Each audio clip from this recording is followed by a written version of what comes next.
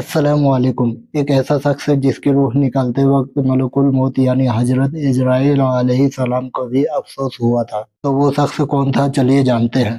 ایک ایسا بادشاہ جو لوگوں پر ظلم کرتا اور اپنے آپ میں خدائی کا دعویٰ کرتا۔ جب اس کے ظلم کرنے کی حد زیادہ بڑھ گئی تو اللہ تعالیٰ نے حضرت ہود علیہ السلام کو اس کی طرف بھیجا اس کی ہدایت کے لیے۔ تو حضرت ہود علیہ السلام نے اس بادشاہ سے کہا کہ ایک خدا کو مانو اور اس کی اطاعت کرو۔ تو اس بادشاہ نے حضرت ہود علیہ السلام سے پوچھا تو اس کے بدلے میں مجھے کیا ملے گا؟ تو حضرت ہود علیہ السلام نے فرمایا کہ تجھے ایک خدا کی عبادت کے بدلے اور اس کے بتائے ہوئے احکاموں پر چلنے کے بدلے تجھے جنت ملے گی، جس میں دودھ اور شہد کی نہریں بہہ رہی ہوں گی، خوبصورت باغات ہوں گے، سونے اور چاندیوں کی دیواریں کھڑی ہوں گی، اونچے اونچے محلات ہوں گے اور وہ محل قیمتی ہیرے موتی جواہرات سے جڑے ہوں گے۔ اتنا سن کر بادشاہ نے کہا، جس کا نام تھا سداد، کہ ایسی جنت تو میں دنیا میں بھی بنا سکتا ہوں، میں بھی دنیا کا مالک ہوں، دنیا کا خدا ہوں۔ تو تقریباً 12 سال کی مدت میں سداد نے ایک جنت بنوائی، اور جب اس کی جنت پوری بن کر تیار ہو گئی تب وہ اپنی بنائی ہوئی جنت میں داخل ہونے جا رہا تھا، تبھی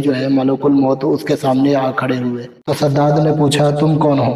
پھر ملک الموت حضرت اسرائیل علیہ السلام نے فرمایا کہ میں ملک الموت ہو اور تیری روح نکالنے کا حکم آیا ہے اللہ کی طرف سے۔ تو سداد نے کہا کہ کم سے کم مجھے اتنی مہلت تو دو، میں اپنی جنت دیکھ لوں۔